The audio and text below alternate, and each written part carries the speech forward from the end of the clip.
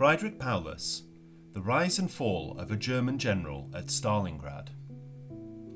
Freidrich Paulus, a German general during World War II, is best remembered for his pivotal role as the commander of the 6th Army during the infamous Battle of Stalingrad. His leadership and the circumstances of his surrender marked a turning point in the war, forever etching his name in the annals of military history. Born on the 23rd of March 1890 in Würzburg, Germany, Freidrich Paulus grew up in a military family and developed an early interest in the armed forces. He joined the German army in 1910 and served with distinction during World War I, where his organisational skills and leadership abilities quickly garnered attention. By the end of the war, he had risen through the ranks, serving in various staff positions that further sharpened his strategic acumen. Following Germany's defeat in World War I, Paulus remained in the newly formed Reichswehr, the Weimar Republic's military. Despite the limitations imposed by the Treaty of Versailles, he continued to build his career, demonstrating his competence in planning and logistics. His experiences during this period laid the groundwork for his future assignments during World War II. As World War II erupted, Paulus's talent did not go unnoticed. He played a significant role in the German invasions of Poland and France, earning a promotion to Major General. In November 1941, he was appointed as commander of the 6th Army with the ambitious task of capturing Stalingrad, a strategic city on the Volga River. He was given the position of Major General when Field Marshal Walter von Reichenau, Paulus's patron, became commander of the entire Army Group South. Paulus, at that time, had never commanded a larger unit than a battalion. However, Paulus only took over his new command on the 20th of January, 6 days after the sudden death of Reichenau. This left him on his own and without the support of his more experienced sponsor. Alone in his duties, Paulus led the drive on Stalingrad that summer. His troops fought Soviet forces defending Stalingrad for over 3 months in increasingly brutal urban warfare. In November 1942, 1 year after his promotion to Major General, the Soviet Red Army launched a massive counteroffensive named Operation Uranus. Despite finding himself surrounded by an entire Soviet army group, Paulus did not request to evacuate the city. Completely surrounded, Paulus followed Adolf Hitler's orders to hold his positions in Stalingrad under all circumstances. 1 month later, Operation Winter Storm was launched, a relief effort by Army Group Don, a short-lived army group under the command of Field Marshal Erich von Manstein. Following von Manstein's orders, Paulus prepared to break out of Stalingrad. In the meantime, he kept his army in fixed defensive positions. Manstein told Paulus that the relief would need assistance from the 6th Army, but the order to initiate the breakout never came. Paulus remained firm in obeying the orders he had been given. Manstein's forces were unable to reach Stalingrad on their own, and their efforts were eventually halted due to Soviet offences elsewhere on the front. Kurt Zeitzler, the newly appointed chief of the Army General Staff, eventually convinced Hitler to allow Paulus to break out, provided he continued to hold Stalingrad, an impossible task. For the next 2 months, Paulus and his men fought on. However, the lack of food and ammunition, the equipment losses, and the deteriorating physical condition of the German troops gradually wore down the German defence. With the new year, Hitler promoted Paulus to Colonel General. Refusing to capitulate, Paulus stated, "What would become of the war if our army in the Caucasus were also surrounded? That danger is real. But as long as we keep on fighting, the Red Army has to remain here. They need these forces for a big offensive against Army Group A in the Caucasus and along the still unstable front from Voronezh to the Black Sea. We must hold them here to the last so that the Eastern Front can be stabilised. Only if that happens is there a chance of the war going well for Germany. On the 7th of January 1943, General Konstantin Rokossovsky, commander of the Red Army on the Don Front, called a ceasefire and offered Paulus's men generous surrender terms, including normal rations, medical treatment for the ill and wounded, and permission to retain their badges, decorations, uniforms, and personal effects. As part of his communication, Rokossovsky advised Paulus that he was in an impossible situation. Paulus requested permission from Hitler to surrender. Even though it was obvious the Sixth Army was in an untenable position, the German Army High Command rejected Paulus's request, stating, "Capitulation is out of the question. Every day that the army holds out longer helps the whole front and draws away the Russian divisions from it." After a Soviet offensive overran the last emergency airstrip in Stalingrad on the 25th of January, the Soviet command again offered Paulus a chance to surrender. Paulus radioed Hitler once again for permission, telling Hitler that collapse was inevitable. Paulus stressed that his men had no ammunition or food, and he was no longer able to command them. He also said that 18,000 men were wounded and were in immediate need of medical attention. Once again, Hitler rejected Paulus's request unequivocally and ordered him to hold Stalingrad to the death. On the 30th of January, Paulus informed Hitler that his men were only hours from collapse.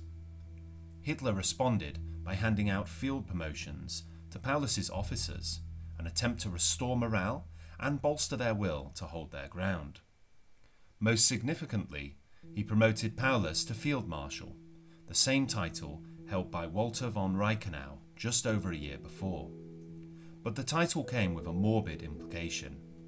In deciding to promote him, Hitler noted that there was no known record of a Prussian or German field marshal ever having surrendered. The message was clear. If Paulus allowed himself to be taken alive, he would shame Germany's military history. Paulus was to commit suicide. Paulus and his staff surrendered on the morning of 31st of January 1943. The events of that day were recorded by Colonel Wilhelm Adam in his personal diary. January the 31st, 1943, 7 a.m. It was still dark, but day was dawning almost imperceptibly. Paulus was asleep. It was some time before I could break out of the maze of thoughts and strange dreams that depressed me so greatly. But I don't think I remained in this state for very long. I was going to get up quietly when someone knocked at the door. Paulus awoke and sat up. It was the HQ commander. He handed the Colonel General a piece of paper and said, "Congratulations, the rank of Field Marshal has been conferred upon you. The dispatch came early this morning. It was the last one." One can't help feeling it's an invitation to suicide. However, I'm not going to do them such a favour, said Paulus after reading the dispatch. Schmidt continued, "At the same time, I have to inform you that the Russians are at the door." With these words, he opened the door, and a Soviet general and his interpreter entered the room. The general announced that we were his prisoners. I placed my revolver on the table. "Prepare yourself for departure. We shall be back for you at 9 o'clock. You will go in your personal car," said the Soviet general through his interpreter. Then they left the room. I had the official seal with me. I prepared for my last official duty. I recorded Paulus's new rank in his military document, stamped it with the seal, then threw the seal into the glowing fire. The main entrance to the cellar was closed and guarded by the Soviet soldiers. An officer, the head of the guards, allowed me and the driver to go out and get the car ready. Climbing out of the cellar, I stood dumbfounded. Soviet and German soldiers, who just a few hours earlier had been shooting at one another, now stood quietly together in the yard. They were all armed, some with weapons in their hands, some with them over their shoulders. My God, what a contrast between the two sides. The German soldiers, ragged and in light coats, looked like ghosts with hollow, unshaven cheeks. The Red Army fighters looked fresh and wore warm winter uniforms. Involuntarily, I remembered the chain of unfortunate events which had prevented me from sleeping for so many nights. The appearance of the Red Army soldiers seemed symbolic. At 9 o'clock sharp, the HQ commander of the 6th Army arrived to take the commander of the vanquished German 6th Army and its staff towards the rear. The march towards the Volga had ended. Paulus's surrender marked a significant turning point in the war, as it was the first major defeat of the German army and a serious blow to Nazi morale. It also symbolised a shift in the momentum of the war in favour of the Soviet Union. On the 2nd of February 1943, the remainder of the 6th Army capitulated. Upon finding out about Paulus's surrender, Hitler flew into a rage and vowed never to appoint another field marshal again. In reality, he went on to appoint another 7 field marshals during the last 2 years of the war. Speaking about the surrender of Paulus, Hitler told his staff, "In peacetime Germany, about 18,000 or 20,000 people a year chose to commit suicide, even without being in such a position. Here is a man who sees 50,000 or 60,000 of his soldiers die defending themselves bravely to the end. How can he surrender himself to the Bolshevists?" During his captivity, according to General Max Pfeffer, Paulus said, "I have no intention of shooting myself for this Bohemian corporal."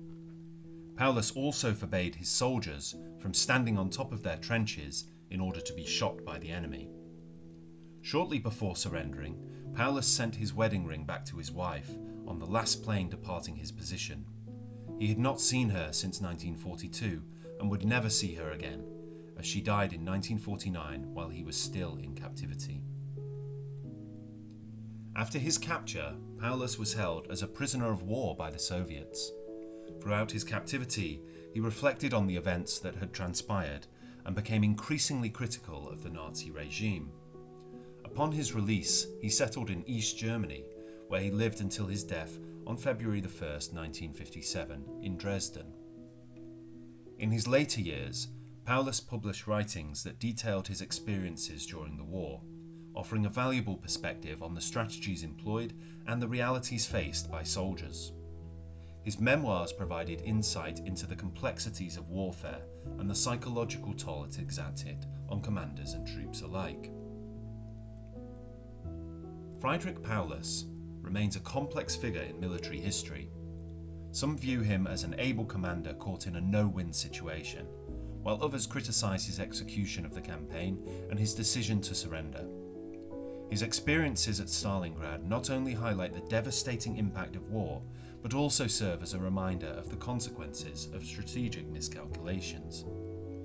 His writings and the lessons learned from his command continue to be studied by military historians and students of warfare, ensuring that his legacy endures as a cautionary tale of ambition, strategy, and the harsh realities of battle. Freidrich Paulus's life is a testament to the tumultuous times of World War II. His rise through military ranks, the challenges he faced at Stalingrad, and his reflections on warfare paint a vivid picture of a soldier caught in the depths of one of history's most brutal conflicts. As we continue to study the events of this era, Paulus's story serves as an enduring reminder of the complexities of leadership and the often unpredictable nature of war.